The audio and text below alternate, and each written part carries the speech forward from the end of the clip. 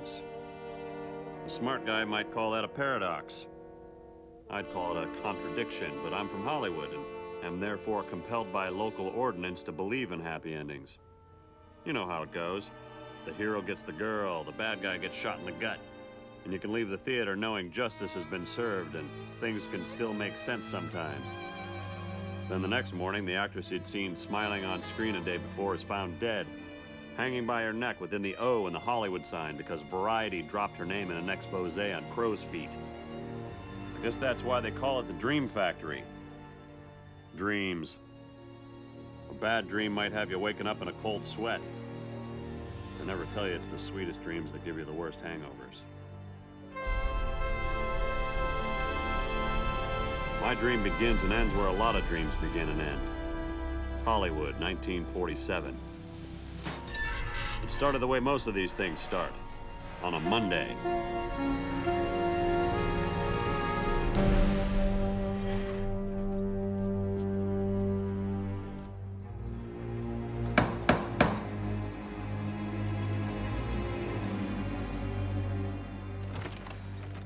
Yeah? I'm here to see Lady Claremont. She's expecting me. We're not interested. Look, friend, you got the wrong idea. I've got an appointment. What for? I'm the county dog catcher, and the police reported a stray poodle in the area. Wise guy. Who is it, Shirley? It's one of them door-to-door types, Lady Claremont. You want I should give him the what for? Let me take a look at him first.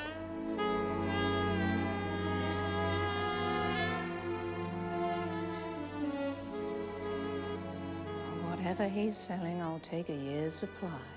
I'm Charlie Nichols, Miss Claremont. You said you wanted to see me. Yes, of course. Come in. Shirley, take Mr. Nichols' hat and coat. By all means, take my hat and coat, Shirley. What's your drink, Mr. Nichols? I'll have whatever you're having. A flaming gay Paris. That'll be fine. Thanks. Nice place you got here. Better be. Biggest non-military structure this side of the Mississippi. Drat the luck. We're out of coconuts. Make yourself at home, Mr. Nichols. I'll be right back. Mother, I swear this is the last time I ride that Lipizzana. If it were up to me, You're not Mother. Say, you're right. Ever think about being a PI? I'm Veronica. You must be Charlie Nichols. Must I? They say you're the best private dick in the city. I'll have to thank my publicist. They also say you're a man of low morals and high ideals. Oof. Looks like you got a hitch in your pelvis. It's that Lipizzana I got for Christmas. He gives, but he won't break. Maybe you ride him too hard. Maybe he's a big boy who needs to learn a lesson. Maybe he's smart enough to teach you a thing or two. Maybe he's a dumb buck who doesn't know what's good for him. Maybe he'll get fed up and knock you on your butt. Maybe I'll like it. Veronica, I see you've met Charlie Nichols. I was just leaving, Mother. I'd better feed that Lipizzana. You're welcome to join me if you want, Mr. Nichols. That is, if you know anything about pounding hay.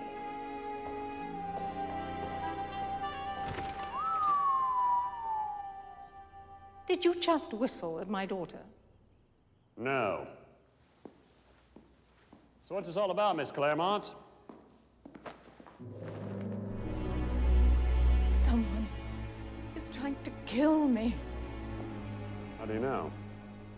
Call it a mother's intuition. Oh, and this note. I'm going to kill you. What do you think it means? Can you think of any reason why someone would want you dead? I can't imagine. Excuse me? Clive!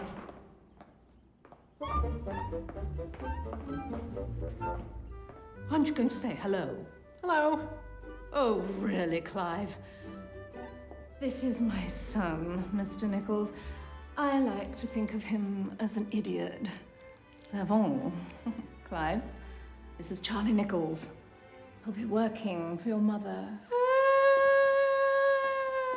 Oh, I've heard of Mr. Nichols. His name frequently appears in the scandal sheets. Is it true?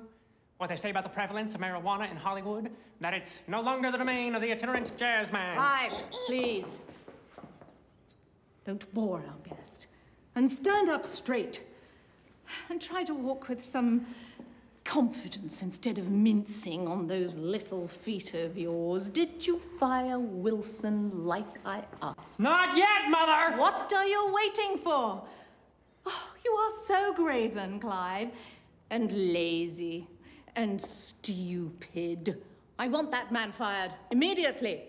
I will not tolerate a criminal in our midst. And get that peanut butter out of your mouth. You know I hate it when you eat directly from the jar.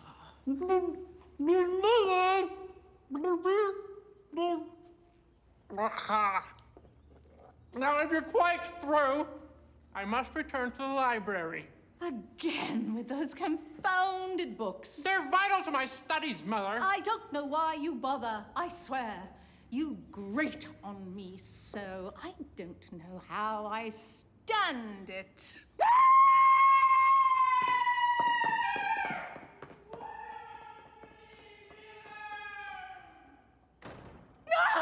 Sure you can't think of anyone who would want you dead?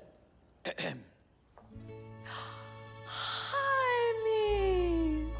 I have finished the garden by the reflecting pool, as you have asked. Oh, good. Now, go home. You're fired. Senora? That's right, fired. So you can take your things, oh, and that little hot tamale that you've been seen with, and clear out. Do you mean my sister? And make it quick, or I'll have you deported. Back to Mexico. but I'm from España. You heard me. Either it is Mexico or nothing. But why, senora? Why? Don't think I don't know about the petunias. Petunia, senora? The other day, I saw a man looking exactly like you selling my petunias outside Angela's temple in Echo Park. But, senora, to be dismissed summarily and in so perfunctory a manner, and just 1 week before completing my master's thesis. Jamie, please, I don't speak Mexican. And I can't bear to hear you throttle the English language with such vile impunity. Charlie! You will pay for this, and the spirits of my ancestors will mock your soul as it rides on the devil's pitchfork. Do you hear me, Lady Claremont? You will pay! You will pay! I won't deny a woman of my stature has enemies, Mr. Nichols. But I fear no one. What about the Bengal diamond? The Bengal diamond. Oh, that old legend. I fear you've been reading too much. Quit the hanky-panky. Don't think I don't know about the diamond. But how could you? Well, for starters, I can see it. It's right there behind you. Where? There. Where? There, in a display case on the wall.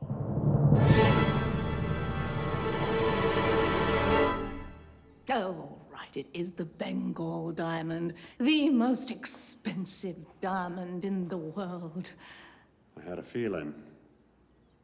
Have you any idea what a diamond of that magnitude is worth? In 1817, it was given to a Hindi prince in exchange for the Indian subcontinent,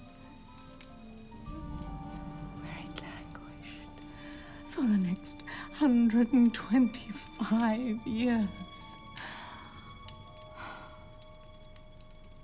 Oh, and it's cursed.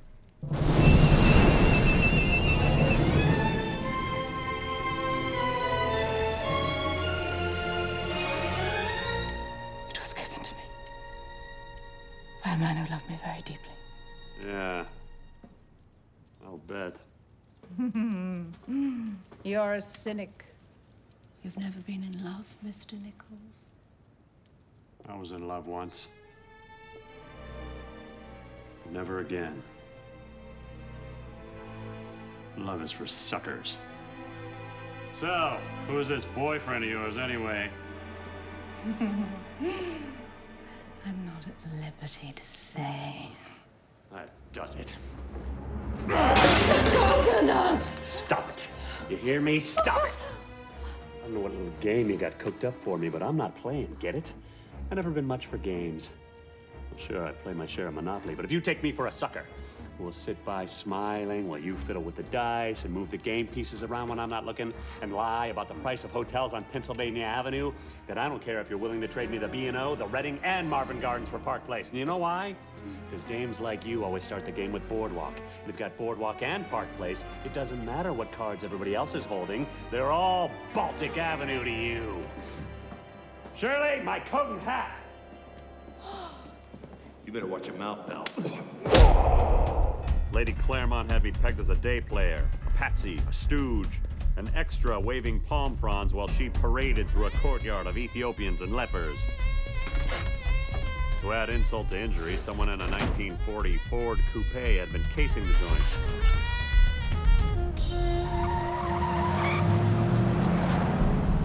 Feeling like Mark, I chose to eschew the boxing matches and nightclubs that consume most of my evenings and retire to my apartment for a little light reading.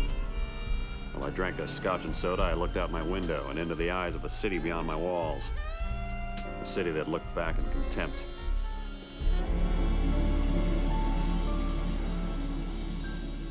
I'm here.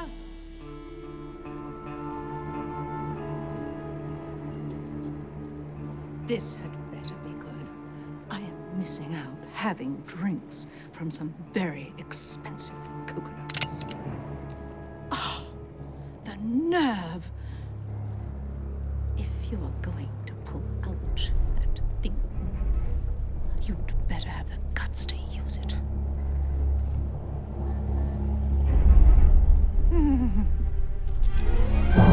Who's this? You shot me. How dare you?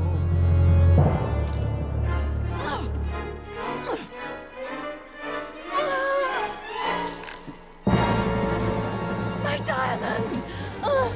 My diamond!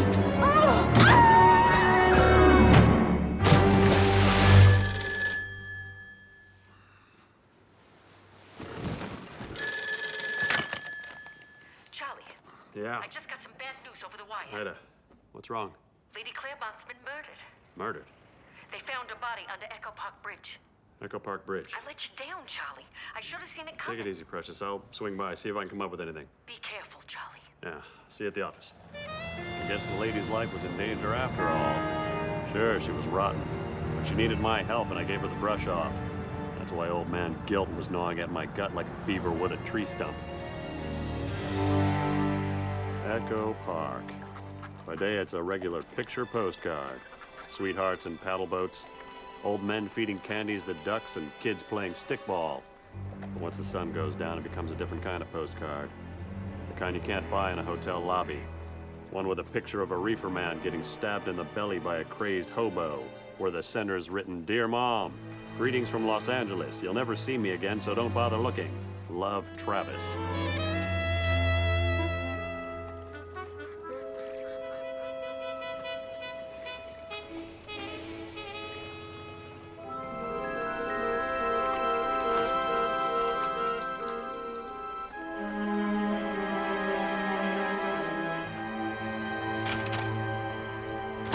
Morning, Ida. How was the crime scene? Dead. I got a new hobby there? Nah, writing samples. This morning, I broke into the Claremont mansion and grabbed some papers from every room in the house. After several hours of analysis, I've concluded the handwriting on those death threats belongs to none other than Clive Claremont. Good work, doll. Oh, and while I was there, I took a look at the tire treads in front of the house. The ones left by that car that was watching you? Yeah? They're a lateral hash design from Goodyear. Okay. You know, lateral hash. It's a type of tire that required a high-grade rubber and was discontinued in 1942 on account of the war. That means that car ain't been driven much in 5 years. So, on a hunch, I checked with some retirement homes in the area, and the folks at the Happy Tidings home in Brentwood had a car stolen from one of their residents 2 weeks ago. A 1940 blue Ford Coupe. Oh, that takes care of the car. What's that you got there? Geneva Brothers. Sounds fancy. Yeah, I found that in Echo Park. Let me just take a look at the old jewelry database.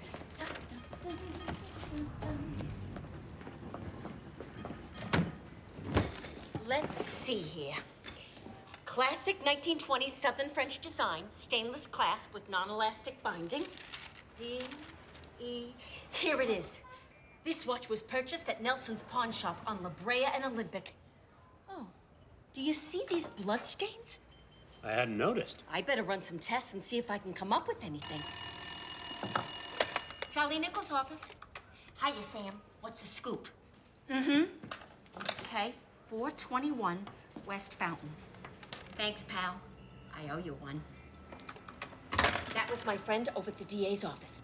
They have the Claremont butler, Adrian Wilson, in for questioning.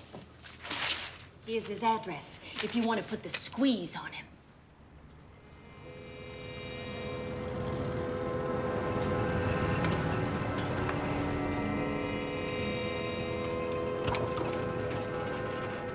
Adrian Wilson pitted olives and iron tea cozies for the Claremonts for 30 years before they gave him his walking papers. The LAPD and I don't agree on much, but we both know that if an employer fires a butler on the same day she gets killed, then that butler is the prime suspect. Searching for some support to relieve that crushing sensation in your neck. My God, you're evil! There isn't the faintest trace of human kindness anywhere in that soulless husk you call your corporeal presence! I never called it my corporeal presence. You called it that because you're British. You're British. And you're weak. Why can't I be done with you, you despicable, cruel woman? I don't blame you. I am evil. But I try to be good, I really do. But who has time these days? Please, don't cry, darling. I'm sorry.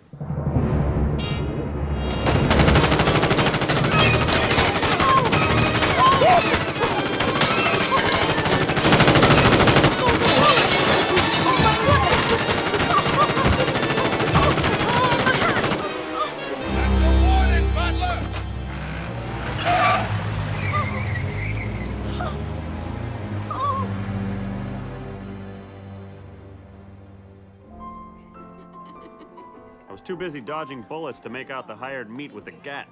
So I cheesed it and headed over to Tony's Liquor Lounge on Cahuenga for a heart-to-heart with boy millionaire Clive Claremont. It's true. I didn't get along too well with Mother.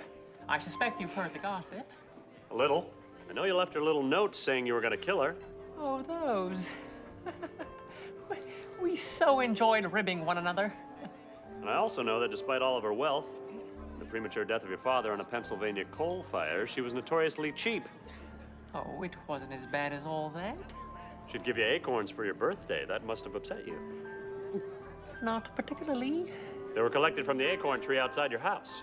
Well, it's the thought that counts, Mr. Nichols. She wouldn't gather them herself. She'd make you do it. Well, I was... And as an extra little touch, just so she didn't get spoiled, she'd make you give the acorns to charity, wouldn't she? Now, see here, what's the point of all this?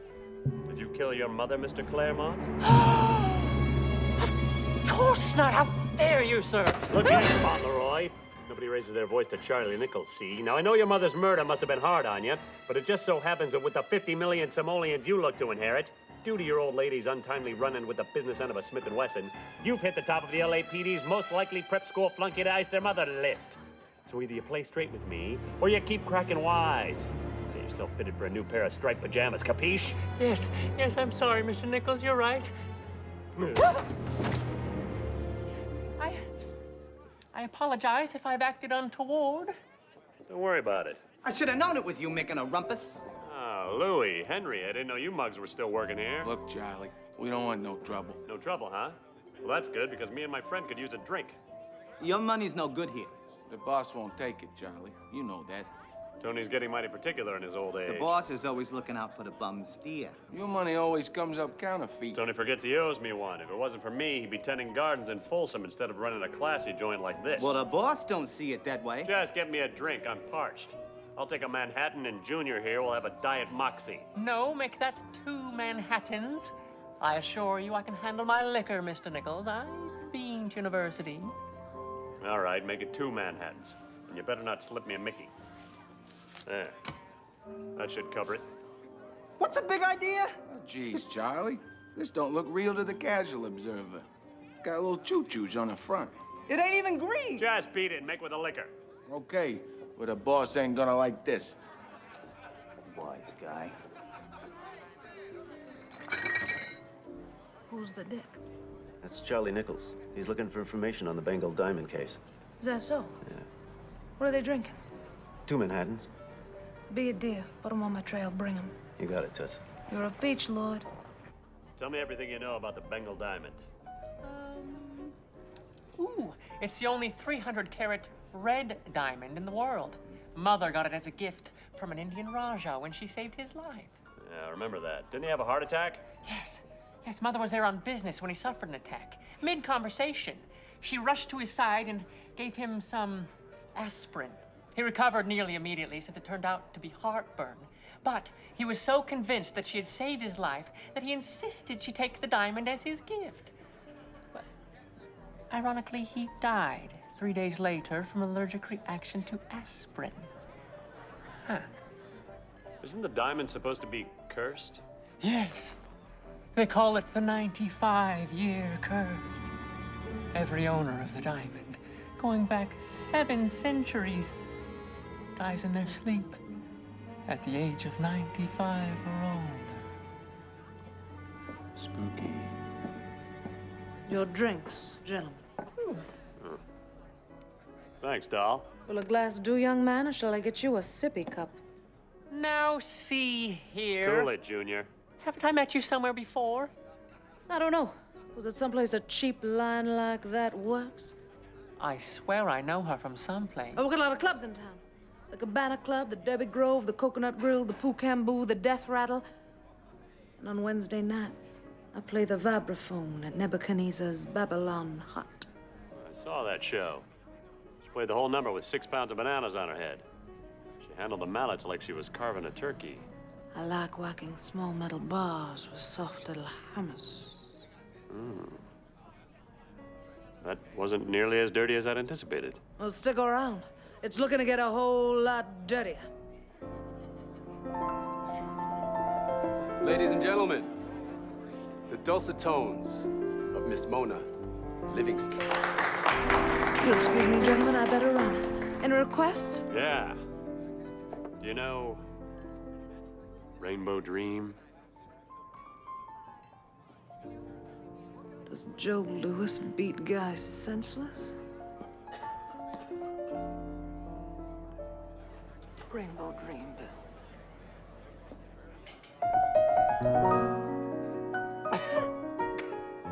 Goodness.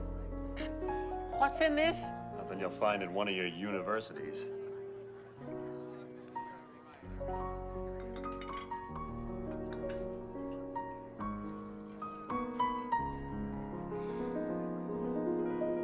This song is dedicated to all the children of the world who dream about rainbows.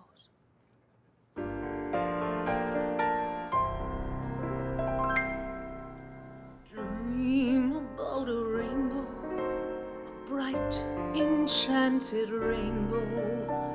Dream about the children who dare to dream about a rainbow.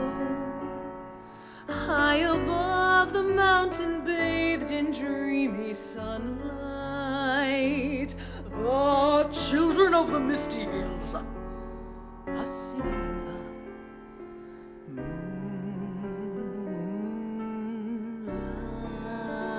moonlight. Seek shelter in a rainbow dream, sing the children of the hillside. Things are not as bad as they seem. There are few wild cougars from which to hide. Always reach for the brightest star, sing the children of the hillside. And always remember who you are, and always look on the bright side. Our song. That meant something once. It meant something to a boy and a girl and a corgi and a marriage license that wasn't worth the paper it was printed on. It's the song I like to hear when I want to feel bad. But it wasn't working. Not tonight. This girl sang like she was Dr. Frankenstein, trying to bring my heart back to life before the villagers set fire to the nightclub. Live that rainbow dream into the place where children play. Cross that raging stream or the bridge of happy days. Come along and join the winning team. Your heart has so much to say and save a dream for me. Come on and save a dream for me.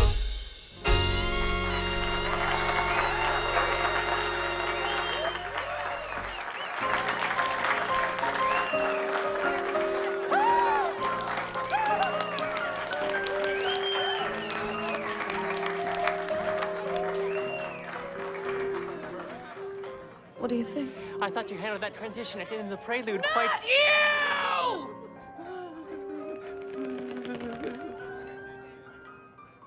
Him. What do you need my opinion for? You don't know me from Adam. I know you're Charlie Nichols. Is that so? I know you're a private dick, and you've been searching all over Los Angeles for a lead on the Claremont Diamond case. Looks like you're quite the gumshoe yourself. Anything you could fill me in on? You're a fool, Charlie. Every two-bedroom and Snoopy McSnoopkins in town is trying to crack this case. What makes you think you can do any better? Suppose I told you I know who the killer is. Suppose I said I didn't believe you. Suppose that broke me up inside. Suppose I told you to go roller skating to forget your troubles. Suppose I went roller skating, fell and skinned my knee. Suppose I kissed your boo-boo and made it all better. Suppose that wasn't my boo-boo you were kissing. Charlie, it's Tony. Oh, excuse me, Miss Livingston. That's all right, Louis. What is it? It's Tony. He's awful mad about the funny money emanating from your table, Charlie. And Miss Livingston, he said he was fed up with your shenanigans. He said you were a no-good tramp, and if he ever saw your face again, he'd kill you, dame or no dame. I never seen him like this. You bet his damn scray. I gotta go. I can't be seen here like this. Better get out of here. The next time you sing, it'll be through a fat lip. Let that big monkey try. I wouldn't push my luck with Tony if I were you. Can you get home all right? I don't have a car. I can't drive. Get your things. You're coming with us. Mr. Nichols, I've got it. I know where I've seen Miss Livingston before. It was on the night of the murder. I was across the street from the library when I bumped into her, causing me to drop my books. I noticed she seemed rather nervous. And... Kid, take it easy. It's not that bad. Kid!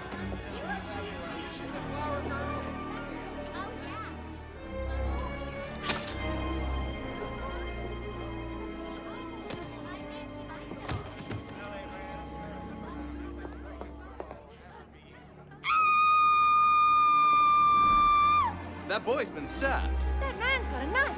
Someone stop him. Charlie, what happened? Clive's been murdered. Where were you? I was just talking to someone when a strange man hurled a knife at me. I was just able to get out of the way. Why won't someone stop him? He's right there. Someone should stop him. Somebody should definitely grab him. He's standing maybe 3 feet away. Charlie, someone's trying to kill me. Let's get out of here. Nobody frames Charlie Nichols, you hear me? No one!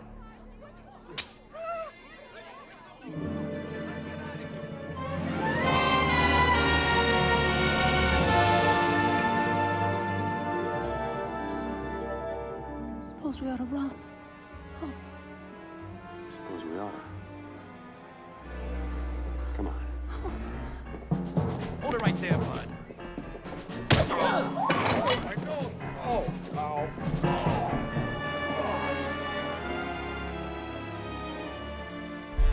Clive Claremont, murdered. In just 48 hours, he went from ne'er-do-well to captain of industry to the losing player in a game of knife-in-the-back patty cake. And as for the girl, Mona Livingston, the minute I saw her, I knew I had to have her. I don't know why. Maybe it was her gams, or her hair, or her spectacular set of pipes. Whatever it was, she had a hold on me like a wolverine on a moose.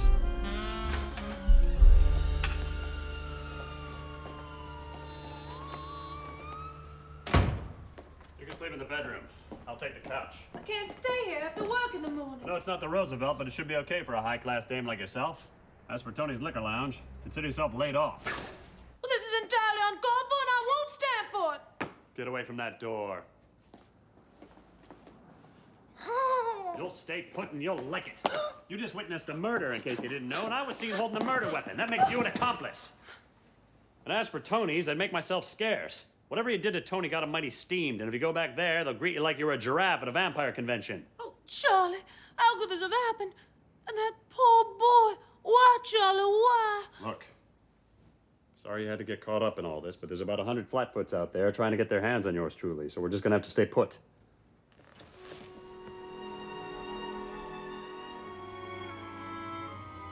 How long do we have to stay holed up like this? I don't know.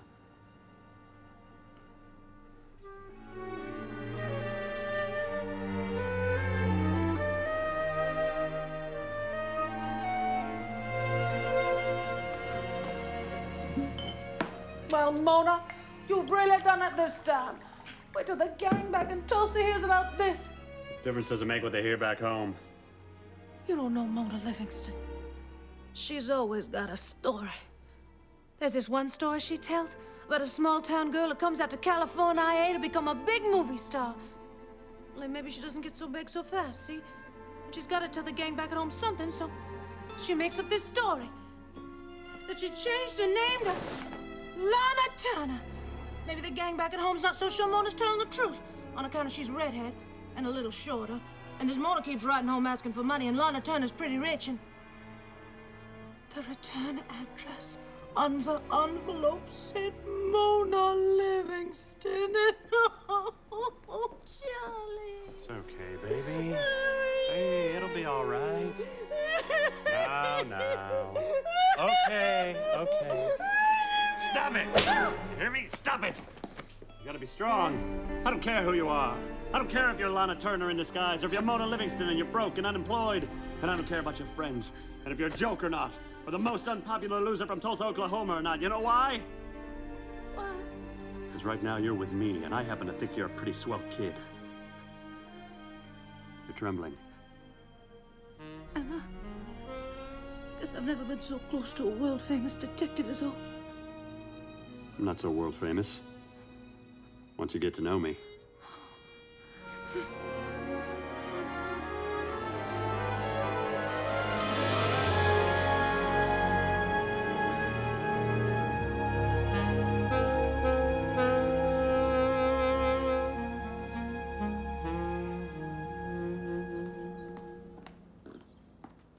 Wow!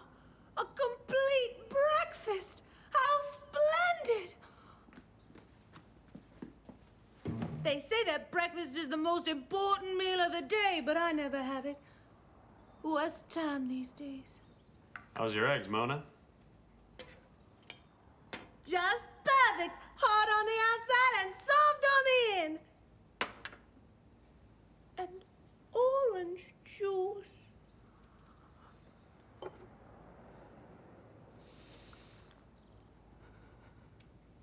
We owe a lot to oranges when you think about it. They give us so much and ask for so little in return. Charlie, who is it? I don't know. You better hide in the other room. What are they gonna? Hurry!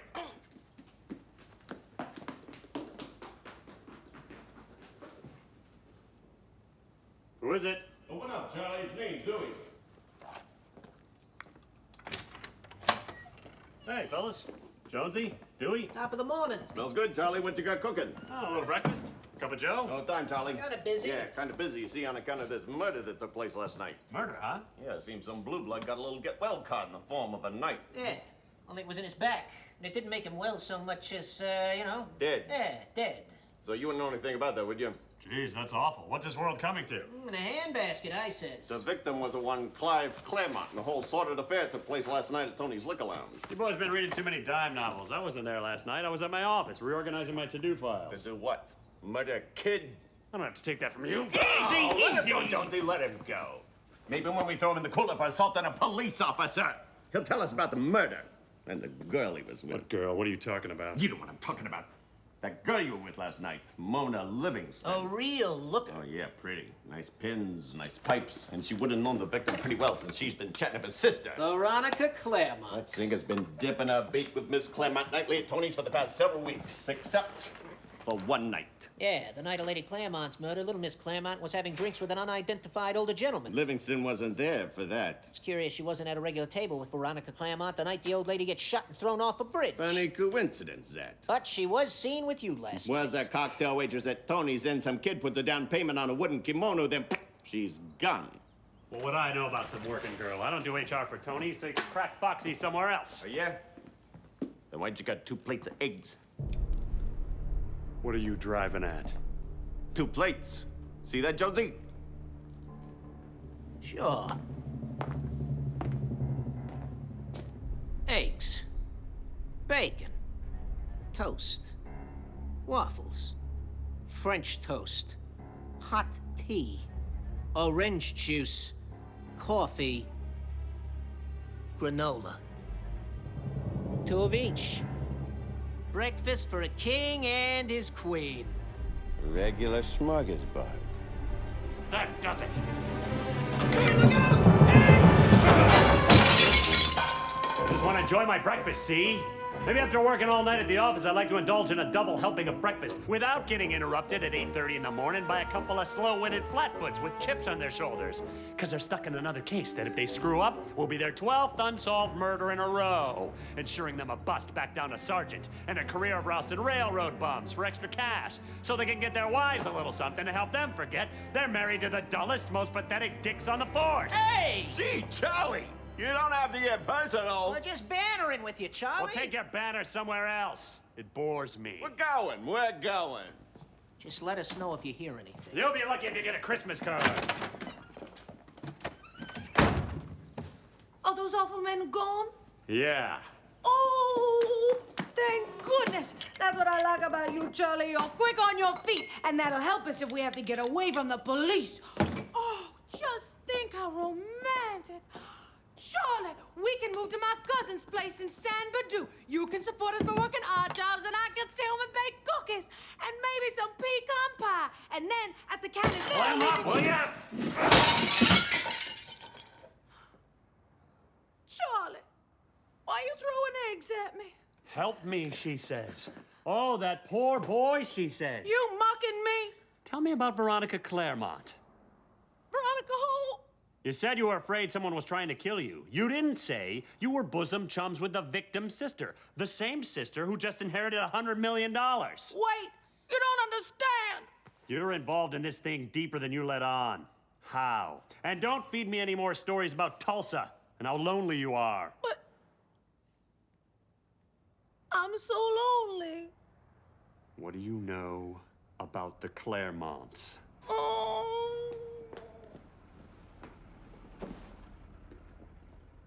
You're right. I deserve your scorn. I'm a terrible liar sometimes. I know I am. It's just that I've never been so close to death before.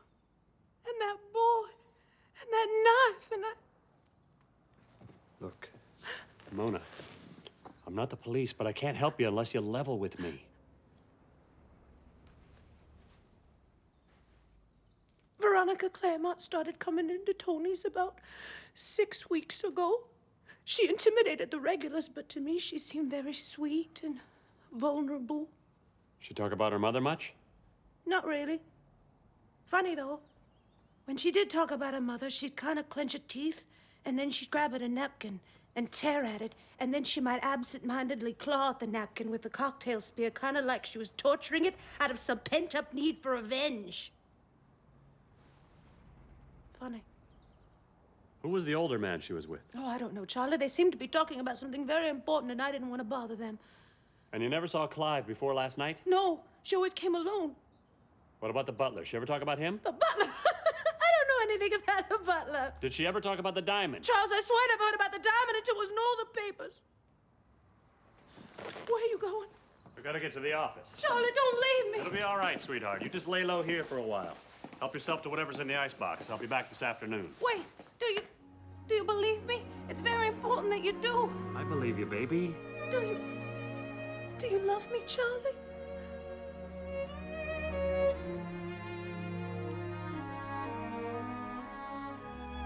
Call my office if you need anything.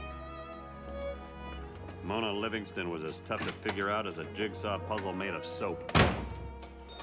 Ida, Nichols. Charlie Nichols, as I live and breathe. You're late, you know. If you weren't my boss, I'd fire you. You're a taskmaster, Ida. Listen, I was gonna come by the office and I wouldn't do that if I were you. Yeah, why's that?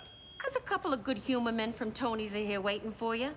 They're outside right now, polishing brass knuckles and playing cat's cradle with piano wire.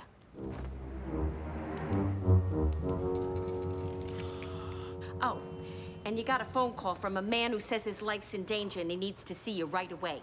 He lives in La Loma, in Chavez Ravine.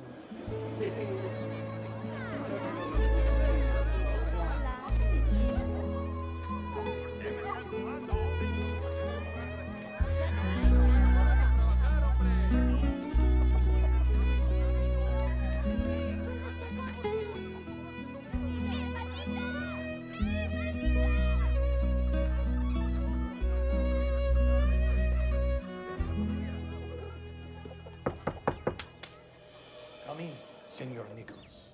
Jaime, right? Si, Jaime Gutierrez. Can I offer you some tea? I have chamomile. No, thanks. I'm in a bit of a hurry. Ah, yes, of course. My life, it seems, is in danger. So it behooves us both if this little mystery is, how you say, resolved expeditiously. Yeah, me too. I understand you have some information. Si, senor.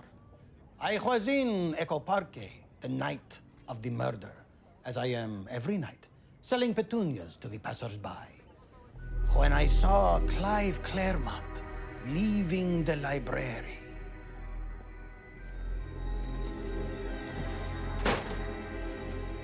Good night, Clive.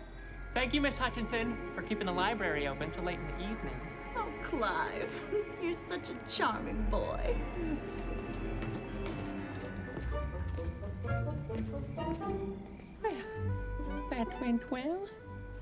I found the Balzac I wanted. And one can never read too much Chaucer. What was that? Was that backfire?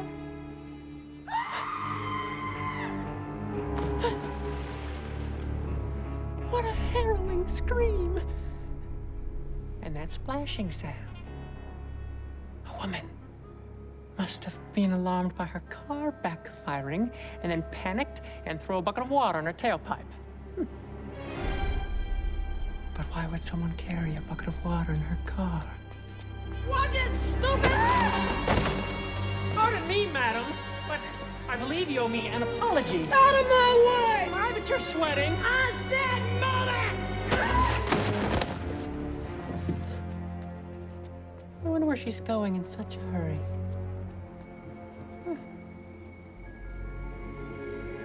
You couldn't make out who the girl was. No, senor. There was just enough light that I could see everything except that.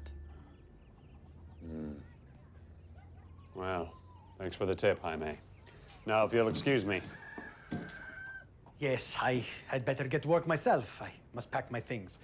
The city is tearing down my community, and the paving process begins in 4 days. Yeah, I heard about that. It's a tough break. It's not so bad. The city tells me that my little home will provide parking for up to 3 cars. True they're planning on building a ballpark up here? No, just parking.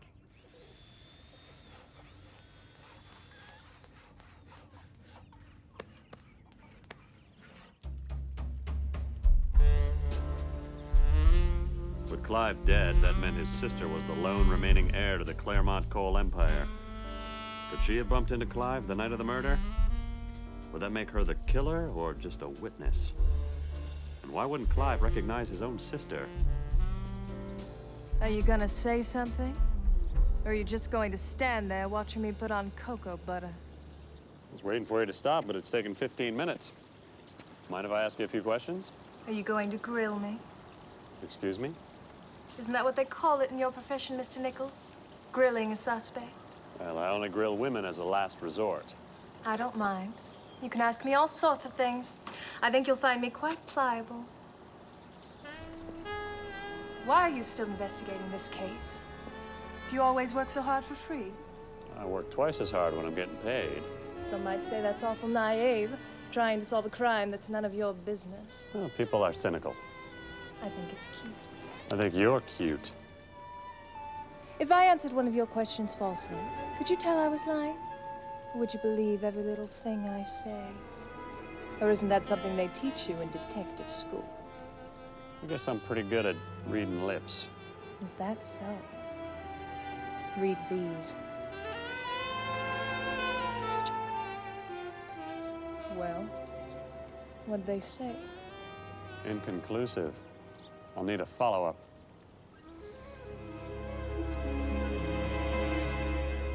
Now?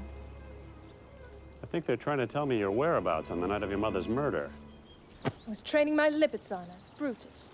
You trained him that afternoon. How often do you ride that horse? For your information, Mr. Nichols, I have 6 Lipizzaner stallions, 3 thoroughbreds, 2 greyhounds, and 1 gamecock. Each one requires several hours of work, day and night. Tell me, how do you tend to all that livestock and still prowl seedy bars at night? Seedy bars? What do you... Look, baby, I know you spent every evening for the past 6 weeks throwing back cocktails with the dead-enders at Tony's Liquor Lounge, so you can peddle your wares somewhere else, because I'm not buying. Mr. Nichols, where do you get these tawdry rumors? You were there that night, weren't you? I was. After I rode Brutus at about 9 o'clock, getting home at 3 the next morning. You weren't alone. You were with a man, an older man. I'm always with older men. But you knew this man intimately. Who was he? I was with Wilson, our butler. He was in the market for some tea and sympathy, so I thought I'd oblige. You make social visits with him often? Just once before, at Tony's 2 days previous. He's been in our family since I was a child. Taught me how to ride horses and how to train gamecocks. What'd you talk about? Mostly we talked about Mother. You may not know this, Charlie, but he and my mother were lovers once. To Mother, it was a fling, but he was desperately in love with her. When he arrived at Tony's that night, he was very upset and very drunk. Did he leave with you? We talked for a couple of hours. He made a crude pass at me, as all men do eventually, then excused himself and went home. He's a good man. He knew my father in the First World War. They served together? Father was a colonel in the army, and Wilson was a corporal in an English butler squadron. After the war, he came to work for us. You ever notice anything suspicious? Not particularly. Oh, he kept a snub-nose 45 in the pantry. Is that standard issue for Bel Air help? He only needed it because he had $75,000 in gambling debts, and people were always threatening to kill him. Who threatened to kill him? I don't know. I remember these 2 thugs used to come by every few months and break and then re-break his legs. There was a lot of screaming, so I had trouble making out who sent them. It was something Siegel. Bugsy something. That could be anyone. Listen, Charlie. I know my unorthodox way of dealing with the loss of 2 close family members by sunning myself isn't the best way to evoke sympathy, but... You just keep tanning. Leave the rest to me. I'll be waiting. Hey, Doll. Oh, hiya, Charlie. Looks like our butler's got a little gambling problem. 75 large. He's in debt to the tune of 75. Yeah. What's my little bookworm working on now? Clues, Charlie. Again? You know me, Charlie. I love a good snoop. What do you got? You know that girl Mona you've been seeing? Oh, I can tell you right now, that's a dead end, sweetheart. She had nothing to do with this. I know the police were looking for her, so I thought I'd do a little following up. You know how Veronica Claremont and the butler had drinks the night of the murder? Yeah, just found that out. I thought it was pretty likely that Mona maybe struck up a friendship with the guy. It's impossible. She told me herself she never met him. I wanted to get a precise time the butler was at Tony's. So, I went rummaging through Wilson's trash can. I found 5 bottles of gin, 4 bottles of sweet vermouth, 4 bottles of Campari, and several orange twists. And you know what that means? No, what? He's a Negroni man. Then, this afternoon, dressed as Shelley, an androgynous grifter persona I invented whenever I need information, I was able to sneak into Tony's office, whack Tony over the head with a blackjack, and rifle through their receipts going back 3 days. And wouldn't you know it? On the night of the murder, between 9:30 and midnight, one tab had 7 Negronis and 3 champagne cocktails. Wilson and Veronica. Mm-hmm. That tab was closed out at 12 sharp, but at the same time, at a table in the back, a new tab was started with 3 Negronis and 2 wine spritzes. And guess whose shift ended at midnight? I don't know. Mona Livingston. And 2 days before that, the same thing. And same 6 p.m. to 12 a.m. shift for Mona both nights. I don't know, Ida. That's pretty circumstantial. I thought so, too. So, I went to the library on a hunch and found these.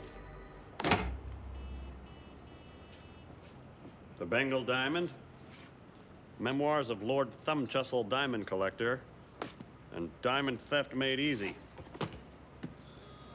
So? These are the only 3 books in the LA Central Library on the Bengal Diamond and diamond theft, and look who last checked them out.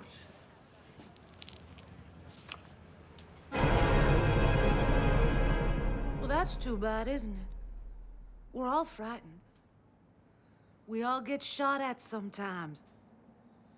Just be there at 9 o'clock sharp, or I'll hunt you down and wring your neck myself! Anyone I know? Phone solicitor? You sounded pretty upset. They should... It's just rude, you know? You know what else is rude, Mona? Oh, a riddle. Oh, Charlotte, I just love word games. Tell me, what else is rude? Dames who lie through their teeth to get what they want. I don't get it. Is this one of those daily jumbles? I know for a fact you met the butler at least twice, so why did you lie to me? Because I didn't think that we've been properly, noise. Who is it? Hey, Charlie, it's Louie. Can I come in? Go away, Louie. We're busy.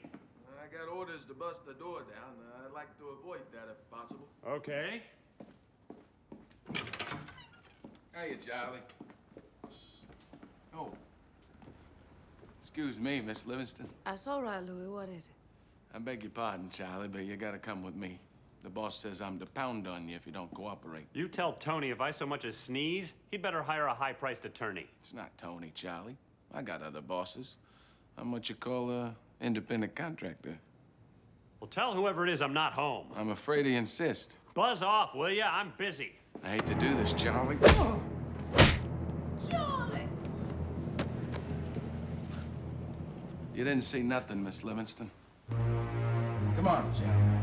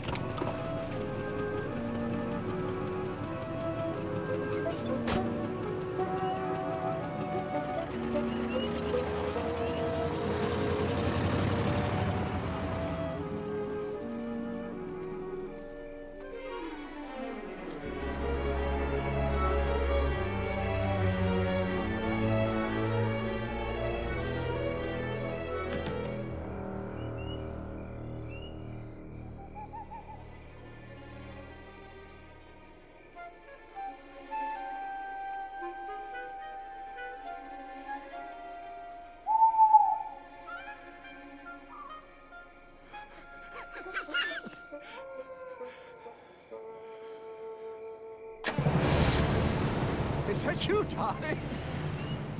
I'm so relieved you're here. I must admit, I was a bit uneasy standing out here, all alone in Laurel Canyon in the dead of night.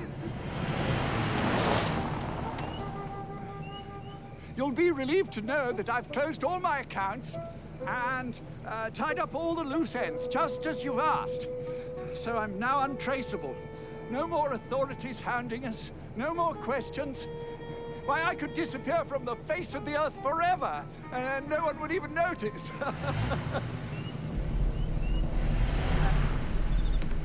I can't see you. Are you alone? Darling?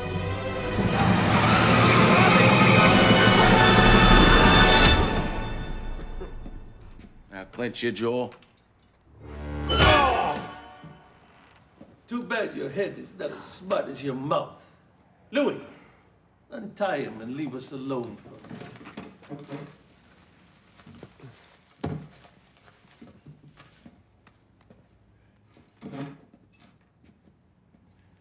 Let's try it once more. Who am I? I don't know, George Raft? So you're Ben Siegel, what of it? Word is, you got a nose for diamonds. I don't know what you're talking about. Look, Nichols, I don't like to sap hard-working stiffs like you. It's not my nature. The problem is, as a successful businessman, I gotta get results. Ergo, the beatings. Now, what have you heard about the Bengal diamond? It's a big shiny stone. To the uneducated, perhaps. But when you peel back the shiny stuff, you get a carbon allotrope with the power to build an empire. Did you ever hear of the Corella madness? Sounds like I have. The story goes that about 100 years ago, an Indian prince named Dwahali Raswahandi stole the diamond from his old man to give to a maiden he was pining for. On his way to bring the diamond to his true love, the elephant he was riding upon went Mishugana, threw him to the ground, stomped him, and fed him to a bunch of tigers that were watching from the side of the road, as if the whole thing was a setup. When she came to look for him, all that she found was his hand clutching the diamond. Oh, yeah. And it's cursed. You sure you want this diamond? I'm a man of vision, Nichols. And that baby's just the thing I need to turn my vision into a reality. What are you talking about? You ever been to Las Vegas, Nevada? No, of course not. Why would I? That's just the kind of prejudice I'm up against. Charlie Nichols, take a look at the Las Vegas of the future. What do you think? Hey, that's a pretty good rendering. It's not a volcano, is it? It sure is. And swimming pools, and artificial lakes, and reefs, and a ski resort made out of cotton candy.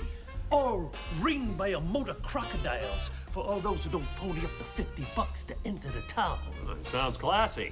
Everything you see here, the solid gold Ferris wheel, the Trevi fountain that runs on champagne, the holding tank with the performing killer dolphins, all of that runs up a pretty big tab, and my investors are just about tapped out. Hence the diamond. When some embarrassing details about the Claremonts came to my attention, I was hoping to purchase that diamond for a song. Blackmail. But with what? We've been taking that butler they got out there, Wilson, to the woodshed on account of the 75 G's he owes us. You break a guy's legs enough, and he'll tell you all sorts of things. Like, his love life, for instance. I already know about him and the old lady. If it were just that simple. Ain't it? Not with a kid involved. That butler spent 20 years slaving over puffed pastries for his own daughter, and she didn't even know. Veronica Claremont. The old man buys the farm, and Lady Claremont looks for a little comfort during her time of grief. And she ends up with a kid. So the butler drowns his sorrows in booze and gambling while scheming for a way to get back at the woman keeping it from his own daughter. But if you're so sure Wilson did it and he's got the diamond, what do you want from me? Don't you read the papers? That butler's gone missing. We ain't seen him since the night we shot up his place with a Thompson. I don't know why I'd want to disappear like that. You get me that diamond, and I'll give you a piece of the flamingo. It was all starting to make sense. The doe eyes, the cocoa butter, making like the damsel in distress. And the whole time she was playing me like a harmonica. Take a powder, pal. The lady and I need to talk. I don't like your attitude, mister. Which part of my attitude you got a problem with? This part? Or this part?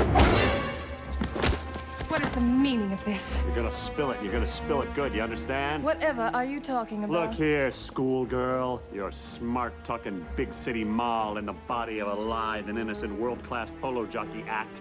Might work with your debutante friends and your high-collared snuff addicts. You're gonna spill it to me straight in the next 5 minutes, or I'll have the LAPD on you faster than a midshipman on a zoot suit. I swear I've told you everything I know. Tell me about the butler. What? Tell you what? Tell me. Charlie, please. Tell me. Charlie. Tell me everything about Wilson. I want the truth. The truth. I don't know what you're talking about. Stop lying about the butler. I don't know anything else. Stop it. You don't. You don't know what I'm talking about, do you? I don't. I don't know why you're doing this, Charlie. There's really nothing else you can tell me about the butler? Oh. Oh, well, here.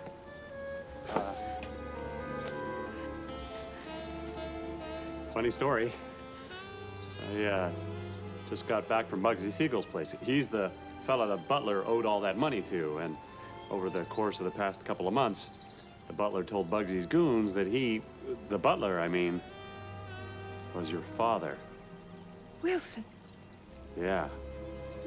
Wilson's my father. I'm awful sorry you had to find out like this.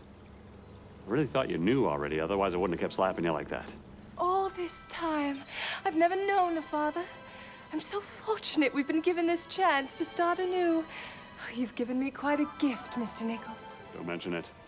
Oh, the things we'll do. Think of it. A whole lifetime to catch up on. Poor Wilson. What he must have gone through, suffering every day just to watch over me and make sure I was brought up right. Well, no more suffering, Father. We will make it right, you and I. We will both finally have what we've always wanted. You, your place in the world, and I will have a father. Hey, Charlie, is that you? Hope you haven't come to arrest me again. Nah, you're off the hook, Charlie, in light of recent developments. Yeah, we found that butler you was looking for. Wilson, you found him. Yeah, you could say that. Where is he? Mostly off Laurel Canyon Boulevard, just north of Mulholland. But his guts are sort of scattered all over.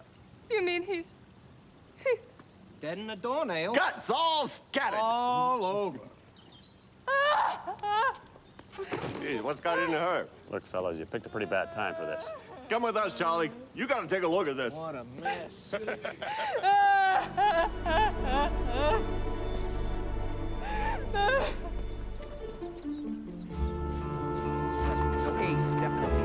is the 8th body you've uncovered in Laurel Canyon in the last year. That's right, miss. And of all the bodies I've found, this has to be the most rewarding. Rewarding. They're coming.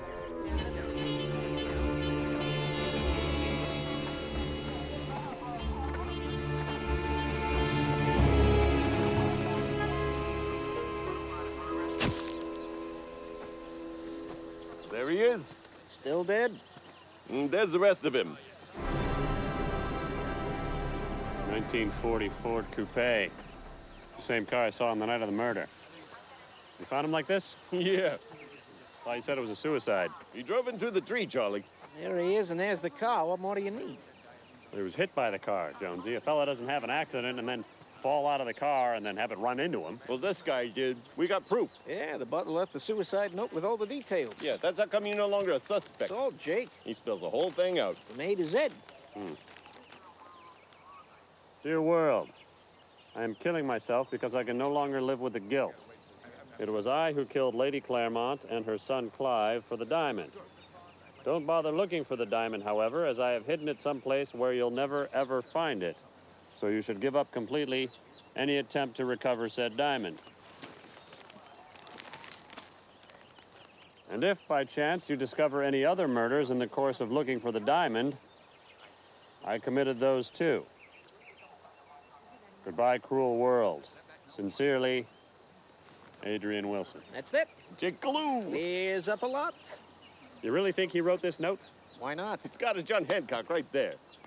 I don't think a 60-year-old man would dot the I's in his suicide note with little hearts. He's English.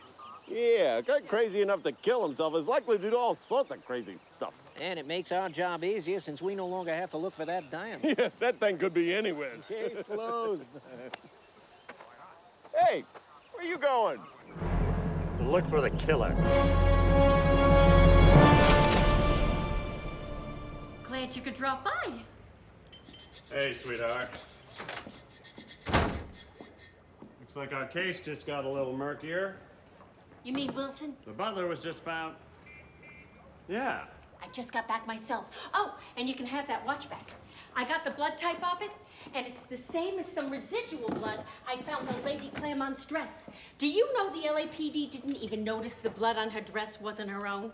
Sloppy, sloppy. Nichols.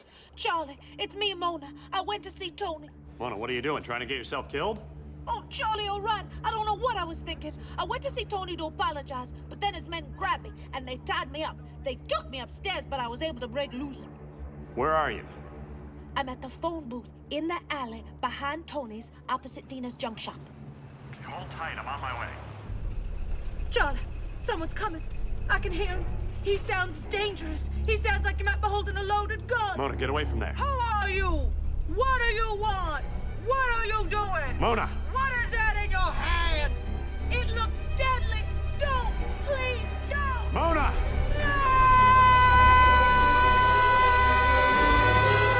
Mona!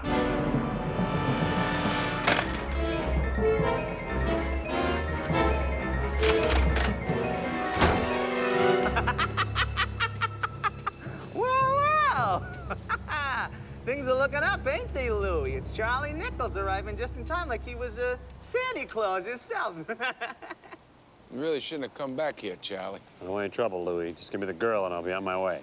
We ain't got no girl, Charlie. Nah, no girl. We got you, though, so the evening hasn't been a total loss. Where is she? Where's Mona Livingston? Mona Livingston, get him! Mona ain't here. We ain't seen that broad in days. Not since you got on Tony's bad side by icing that kid without his permission. Let's go, Charlie. Back off, would you? I've had just about enough getting pushed around by the likes of you. We're gonna keep pushing. So you might want to come to terms with your situation. Get him, Louie. I hate to do this, Charlie.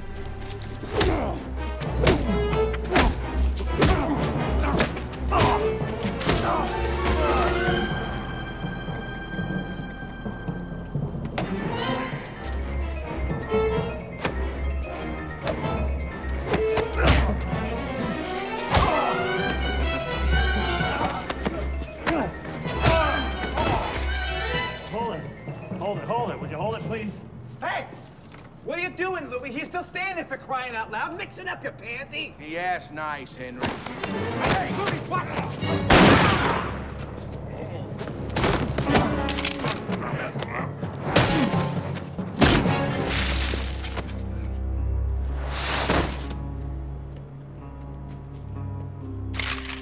Oh, my arm, Charlie. I got shot. Oh, jeepers. That's smart. Let me see it. Hold on. Hold on. There, how's that? Snug? Yeah, better, I guess. Kind of tingly. Did you get hit anywhere else? I don't think so. Good, and this shouldn't do any permanent damage. I deserve that. What say you, me, and your pulpy arm have a little chat? Oh, sure, Charlie. I feel real bad about what happened. I'll tell you anything you want to know. First of all, where's Mona? She got away. From a couple of big fellas like yourselves? She's very resourceful. You know that. Who hired you to grab her? You know we work for Tony. Don't give me that. Claremont case is closed. So why the hit job? I don't know what you're talking about. Okay. I got another boss. Bugsy? No, not Bugsy, not for this. I can't, Charlie. I just can't. Well, we're staying here all night until you fess up. I got the jitters, Charlie. I never wanted to hurt nobody real bad, you know? But I was told to do one bad thing and then another and then... I can't, Charlie. I just can't. What? What can't you do? I can't tell you. I want to, but I can't. I'd get killed. I'd like to avoid that if possible. Well, you're getting killed either way, Louis, so you may as well fess up.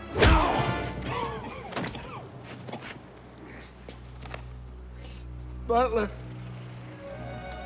I know the papers said that he'd done himself in, but that was no suicide, I can tell you that. That was my cop, Charlie. I did it. I didn't do those other murders, I swear. And I didn't want to do this one, but I had no choice. Who made you do it, Louis? Who are you working for?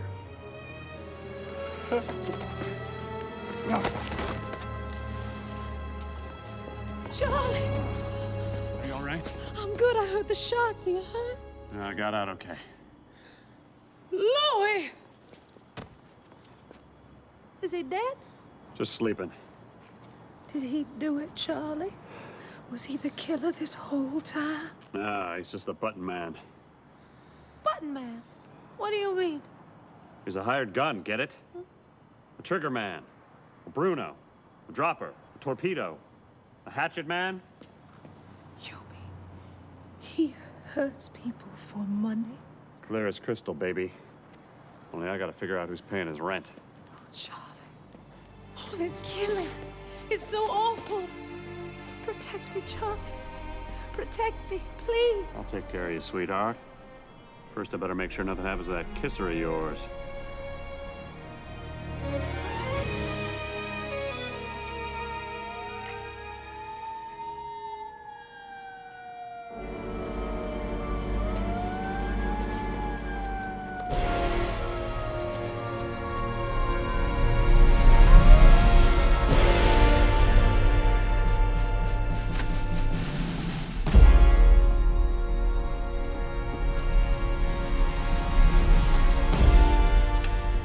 I was starting to love Mona, even though I wasn't sure I could trust her. But why fall in love with a broad you can trust? It's like reading a book you already know the ending to. Can I fix you a drink, lover? Listen, baby, I've been talking to a lot of people the last 24 hours, and I got a couple questions that need answering. My, we're all business. I'll bite. Who'd you talk to that got you all hot and bothered? Veronica Claremont, for one. That young Claremont girl? Why, Charlie, I'm liable to get jealous. What does she have that I don't? An alibi. Oh, Charlie, you and your monkey shines. I knew it the minute I laid eyes on you. But where this Charlie Nichols? I said to myself, he's a real joker. That one is a regular Danny Kaye. Duck the Duck's got nothing on Mr. Charlie. Oh, you're good. You got more change-ups than Satchel Paige. What have I done except come to you for help? Is it my fault that Veronica Claremont and the butler had just ended a torrid love affair on the night of Lady Claremont's murder? Oops. There was no love affair, Mona, and you know it. The butler was Veronica Claremont's father, only he could never tell her.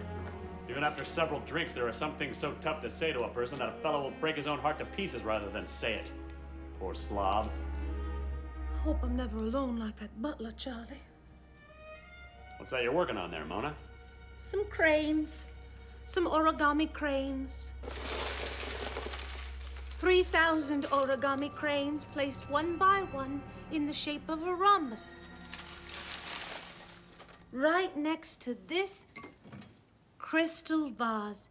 This beautiful vase right here. Oops. Ah! Oh, Charles, I'm frightened. It's been like this for days. Take it easy, baby. So many people have been hurt and or killed. I have Tony's people after me and the police, and now I'm afraid even you have me pegged as a killer. I'm on your side, baby. You just have to trust me. I love you, Charlie. I could trust you better if you told me you loved me. I can't do it, baby. I've been hurt too much. I just can't take that chance. Why do you do it, Charlie? Do what? Risk your neck for people who usually wind up getting killed anyways. You ever work in the oil business? The oil business? Ever see what an oil well does to a man who mistakenly sticks his head over the gush cap of a clogged drill? Oh, Charlie. It's been 11 years as an oil executive.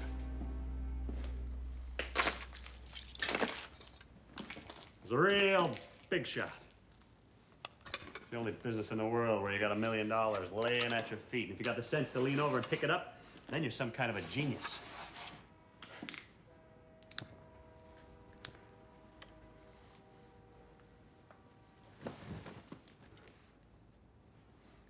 That is until one day, after a typical 3-martini lunch, a 19-year-old intern asks if he can see what's wrong with the clogged drill, and you tell him, "Sure, kid, knock yourself out.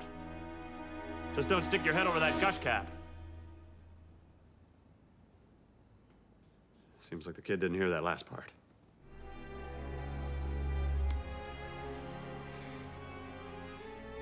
They shut down production for 2 hours while they searched LA County for his head. When it turned up at a church picnic in San Pedro, they started up the pumps as if nothing had happened. Oh, Charlie. So I hung a shingle on the door that reads, "Private Detective." And sure, maybe the pay's not as good as it once was, and maybe I am late some of the time, and my clients are always getting killed. But I'll tell you one thing. At least I can sleep at night.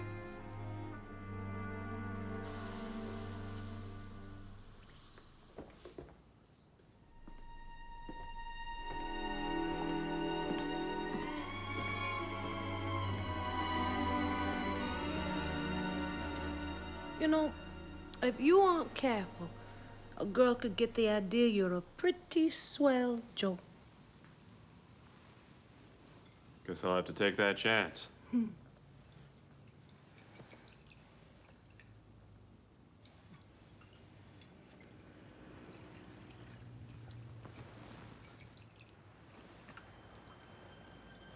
What's wrong, Charlie? Nothing. I just got a headache is all. Must be all the excitement. Yeah. Maybe if I just take a load off.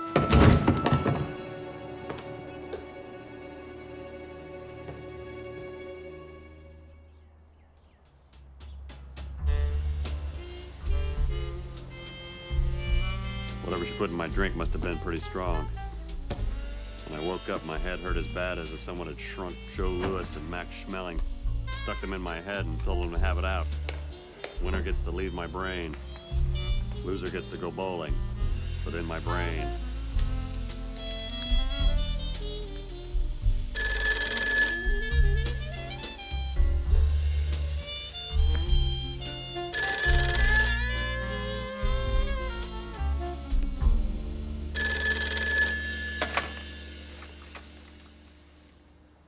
Nichols. Louis Shorts wants to see you. What? He's waiting for you on Bunker Hill. Who is this? He's in a flop house at 111 South Grand Ave. Hello? Hello? Bunker Hill. Used to be a nice neighborhood, right around the time the Pilgrims landed on Plymouth Rock. Since then, it's been known as Bumtown, Crumbtown, Dudtown, and Schnooktown. Row after row of painted lady flop houses holding every type of criminal element known to the LAPD rap sheet. I've had 8 partners since I became a PI, and 7 of them were shot to death. All of them on Bunker Hill.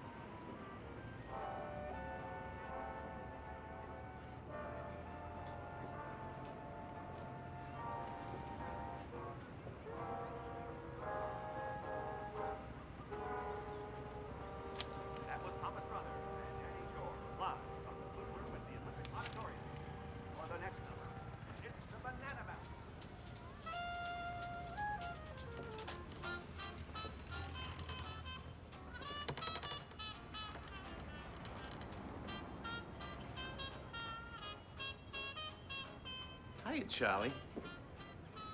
Why so jumpy, Nichols? He ain't gonna hurt you. Not now. Henry Lumpkus. Were you in on this? I didn't do nothing. He was late for work today. If there's one thing you can say about Louis Shorts, it's that he's punctual. So I knew when he was late for work for the first time in 10 years. He's probably dead. Why'd you call me out here? Because it ain't right to let your partner get rubbed out without whodunit getting what's theirs. How do you know I didn't do it? If you wanted Louis nixed, you would have put him on ice last night. Well, Louis worked for Bugsy.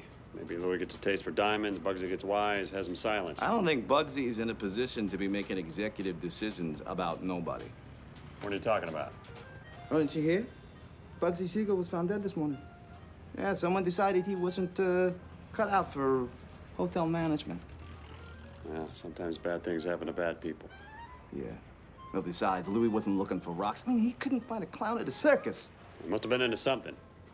Bear doesn't get stung unless he's found some honey. Louis followed orders. He don't dance unless the band leader gives him an 8 count. Tony was the band leader. He played Louis like a French horn. Tony's in Catalina, and I would have known if he sent over any sheet music.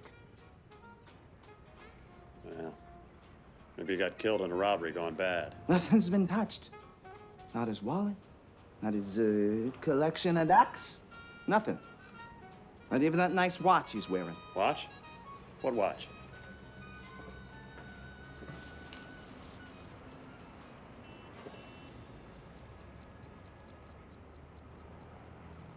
Geneva Brothers.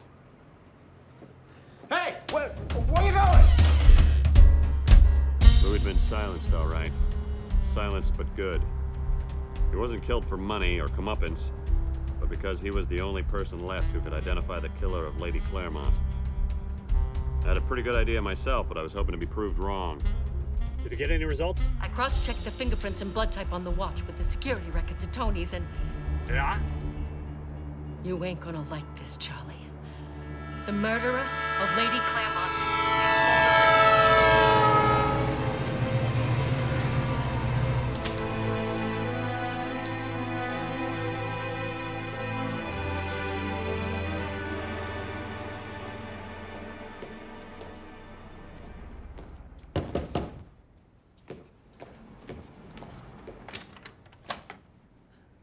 Charlie. Going somewhere, Mona? Not that I know of. Why the suitcases? I always keep them there. Strange. Why's that? Earthquakes? If you called for the taxi that just pulled up out front, you can forget about it. Driver's on break. What need would I have for a cab? I would only call for a taxi if I were going somewhere, and I'm obviously not doing anything of that nature, so there'll be no reason for me to be calling.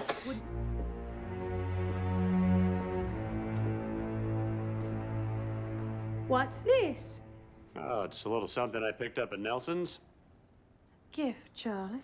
I'm surprised at you. I never figured you for the time. Cut the rhubarb. That's your watch and you know it. I don't know. I found that in Echo Park the morning after Lady Claremont's murder. Had more of your fingerprints on it than a... Well, it had a lot of fingerprints. That's impossible. And wrist prints. Blood stains, too, that match your type. But Charles, I swear I've never seen that watch before in my life. Don't play dumb with me, Mona. Makes your neck look fat. All right. I admit it, I bought the watch.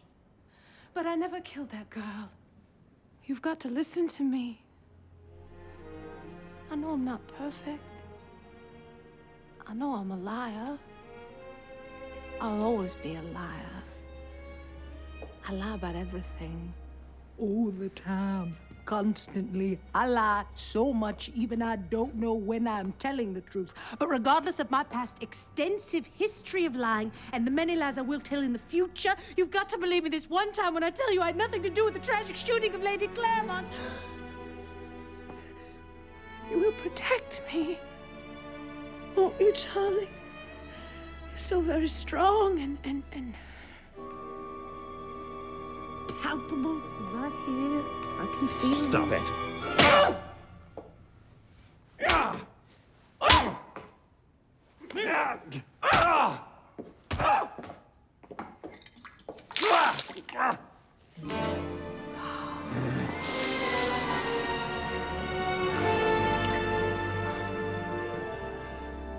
love you, Charlie. That's too bad, because I'm turning you in. What? You heard me. Better notify your newspaper boy to cut off your subscription, because you're going away for a long time. I thought you loved me. I never said that. I said you had nice gams, is all. You talk big, Charlie Nichols, but you don't got a thing on me. Well, I got evidence that'll connect you to all 4 of the Bengal Diamond killings. That ought to do the trick. Charlie, I'm innocent. I haven't done anything. You have to believe me. I want to believe you, baby. A dame like you can open a man's heart like you would the tin lid on a can of peaches. Then you reach in and you rip out the heart like you would the peaches inside the can, and you stick it in a pan filled with pie crust, and you ask everybody to dig in. Well, you could take your home-style cooking somewhere else, sister. Because I've had all the broken heart pie I can take. Don't move a muscle. Just like a killer. Didn't have to be this way, Charlie. Didn't it? What'd you think would happen when you got it in that sweet little head of yours to kill Lady Claremont? I don't know what you're talking about. Come on, Mona. You're gonna have to do better than that when you're explaining things to the police. Maybe you didn't kill her for the diamond. Maybe you killed the old lady because you felt sorry for Wilson, a sort of consolation prize for psychotics. You have wasted your talents as a PI, Charlie. Just think of all the great novelettes that could be on display in airport lavatories all around the globe had you the guts to put pen to paper. Unlucky for you, Clive Claremont saw you running from the scene of the crime. Unlucky for Clive, he remembered. Louis Short saw what you did to Clive, but he'd never talk. He'd been in love with you since he knew you back in Oklahoma and do anything to protect you, like kill Adrian Wilson, for example. I was wrong about your penchant for fiction. You'd never cut it. You're unfit to write billboard copy for Burma Shave. Poor Louis outlived his usefulness when he failed to take me out in an ambush. And so you shot him yourself this morning. Your gears are slipping. You're infringing on the incoherent scribblings of the mentally ill. You know I was in the other room when the Claremont boy was killed, and I was in Hollywood when Lady Claremont was murdered in Echo Park, and I don't know how to use a sniper's rifle, so I couldn't have killed Bugsy Siegel. Wait a minute. Who said you killed Bugsy Siegel? You said... I assumed I was a fool to believe you loved me.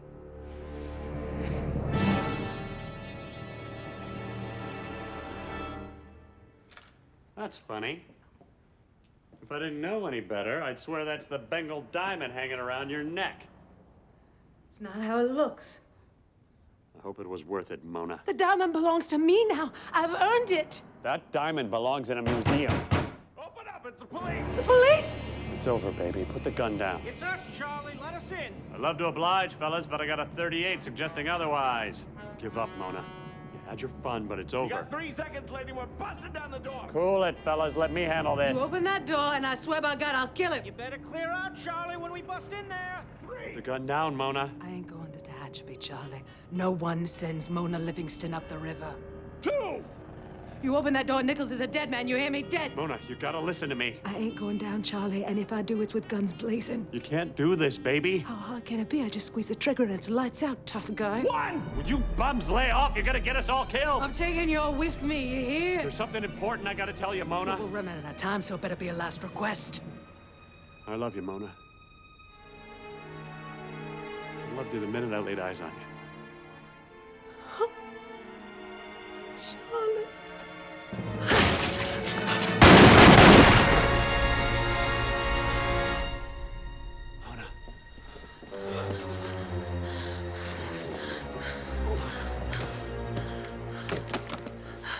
Mona, why'd you do it? Ain't no one gonna put me away. Not now. Not ever. I'm awful sorry it had to end this way, kid. Me too. Charlie, can I ask you something? Anything. What you said back there, did you mean it?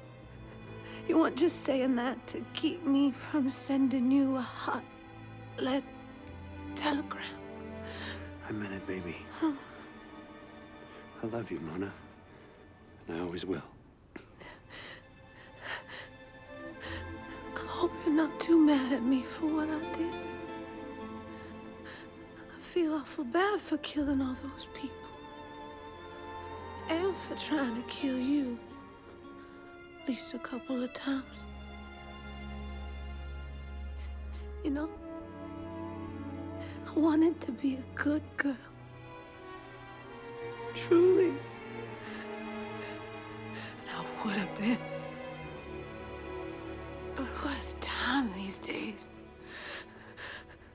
If only I had more time. If only I had more